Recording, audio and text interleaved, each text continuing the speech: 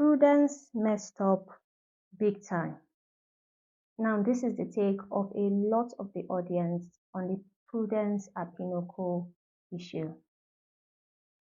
And for so many others, it is that Prudence is the victim in her story. But I'm not here to discuss who is victim or who is villain in this story. Hi, my name is Ojugo. And today I am going to point out one key takeaway every woman should learn from Prudence Apinoko's story. So, a little backstory. If you've not heard, Prudence Apinoko is a Nigerian YouTuber, a wife, a mother, who came out recently, days ago, to share her story in a 10-part video series about how her marriage of 10 years ended. The story exploded all over YouTube because of the details that were shared in those videos. She talked about so many things, so many things, which I'm not going to get into today. If you're single and unmarried, please watch this video to the very end because it is going to save you a load of pain and it's going to do you a world of good.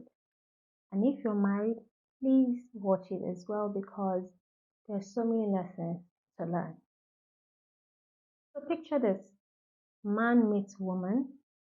They come together in marriage, out of love, or maybe just out of some agreement or transaction and they decide they are going to be together. You go to the altar and you make your vows, you say for better and for worse.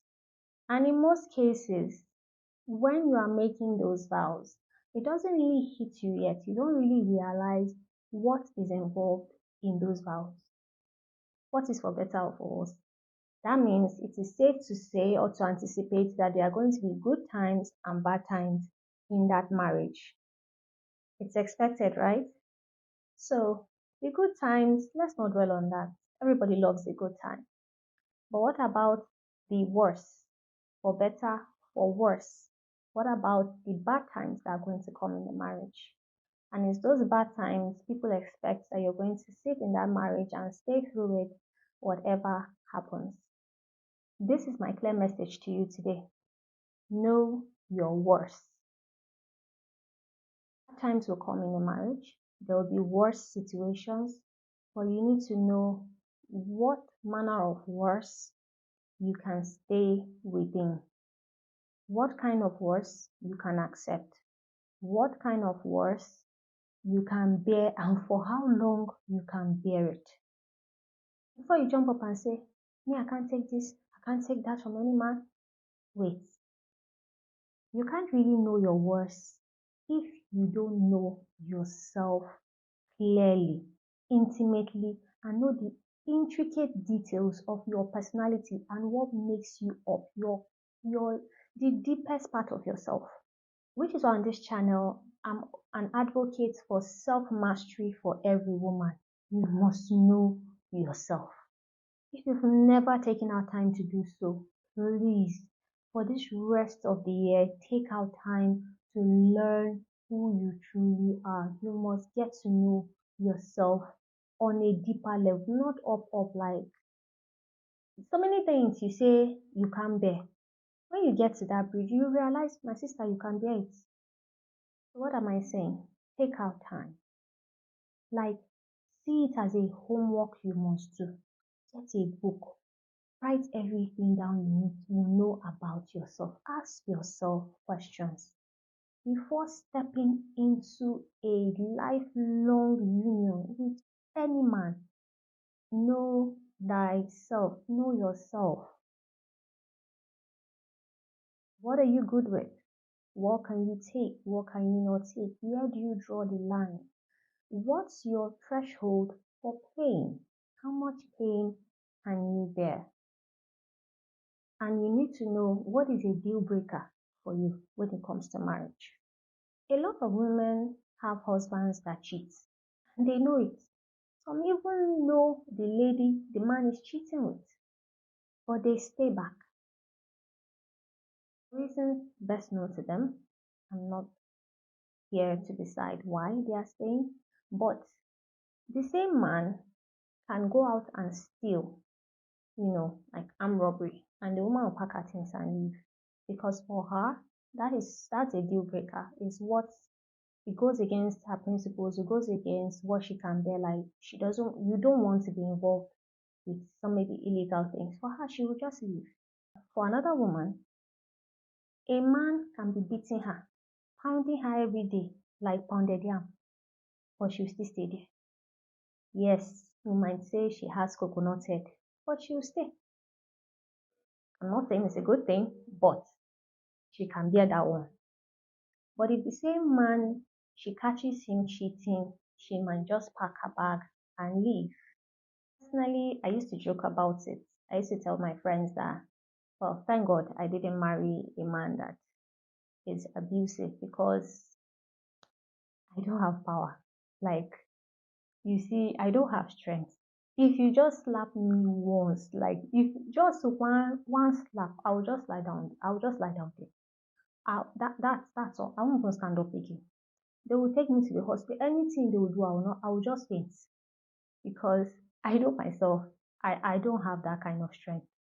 Mm-mm. Please, even when I was a child, my mother didn't really used to beat me. So you see, when I see women like, oh, you get beaten, man hits you, please, oh, nobody should try it on me. Oh, I don't have power, please. So, but that's on a lighter note. So what I'm saying to you is know yourself. That also requires you, like, have you ever heard of a SWOT analysis? Do something like a SWOT analysis for yourself. Know your strengths, your weaknesses. When you are clearly able to define who you are at your core, not just one you say with your mouth, oh, no man can do this to me, I cannot take this, I cannot take that. Know yourself to your core. That would also help you come up with principles for your life. Know your boundaries so that you can know that when certain lines are crossed, it will help you take decisive decisions on what you want to do next because for you, this is a no-brainer. You can't take this.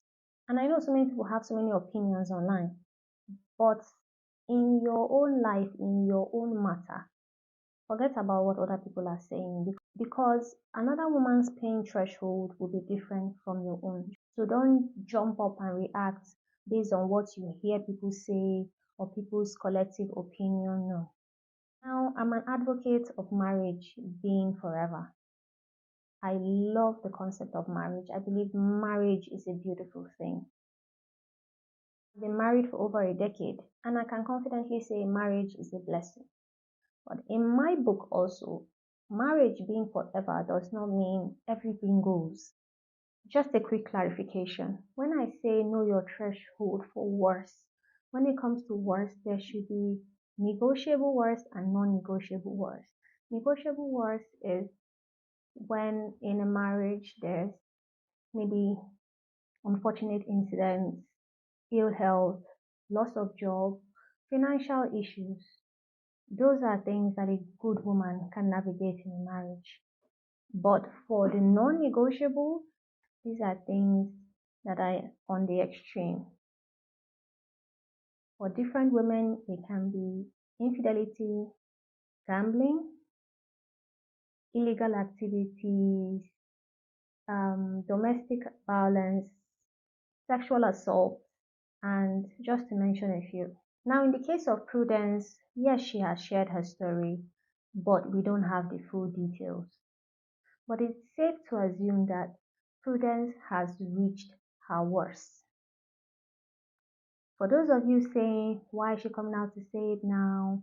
Why did she stay this long? How could she have been in the marriage for 10 years? Like I said, she might have reached her limit. And from the things she said, you can see that she's also a woman that is a work in progress. You can see that she's a woman that is still trying to master herself, a woman that is still trying to develop herself. Now I believe personal development should be a lifelong thing. But it is very crucial for you as a woman to know yourself on a deep level before even stepping into marriage. Because this will even help you decide who you want to marry. And even inside a marriage, this will help you decide where you draw the line, how much you can take, for how long you can take it. Like people say, when a person wakes up, that's their morning. So I believe that is the case for Prudence. Now, as to my opinion in this matter, which I said I was going to share earlier at the beginning of the story, coming out to share her story to the world for me is not an issue. It is her story to tell. It is her decision. If I was to advise her, I would have recommended giving it time before sharing her story. You can tell that she's a woman who has been wounded over the years. She's a woman who has a lot of healing to do. In fact, both parties really have to heal and process all that is happening and all that is going on. It is my stand that a woman should be able to heal and process her pain privately before coming to speak about it publicly. Why am I saying this? Speaking too soon means your thoughts are likely not processed, your words are unedited, and the damage that can be done something that can be irreversible. My advice to any woman is whatever pain you encounter in life, take time to sit through it. Take time to process it. See a therapist if you need to. Talk to a confidant. Because when something just happened, the wound is still fresh. Emotions are still raw, like you're just pain. There could be a lot of so many emotions going on. There could be pain, bitterness, anger that has been buried over the years. Time will help you tone down some of those emotions that you are feeling. Because I know women go through a lot in relationships and in marriage. But that hurt, if you don't give it time and do some work on it, the way it will come out later, you might sit back and you start regretting, oh, I shouldn't have put it this way. I shouldn't have framed it like this. I shouldn't have added these details. But whatever details you decide to share, let it be that you are doing it from a place of clarity, like your mind is clear. You've given your mind time to process, time to clear the fog of all that is going on. And in her case, you can see they are still separated, but not yet officially divorced. So no matter how, their lives are still intertwined, and their lives are going to be intertwined forever, really, because there are children involved. Sometimes it's best to just sit on it, maybe for a year. A year can give you more perspective and maybe a more balanced way to share the truth. So finally, every woman's worth is different, and only you can define it for yourself. Don't let any man, anybody, define it for you. Be it family members, religious leaders, define your worth for yourself. Please do the work on yourself. Know yourself, know your limits. And if you ever find yourself in a situation where you have gotten to your threshold, find the courage to walk away. Love yourself enough to always put yourself first. And baby, if you ever go through anything this heavy, give yourself time. Give yourself time to process before publishing it. I'm not saying hide your voice. I'm not saying don't tell your story. Your story is important. Your voice is powerful. But allow time and healing to refine your voice, to shape your story.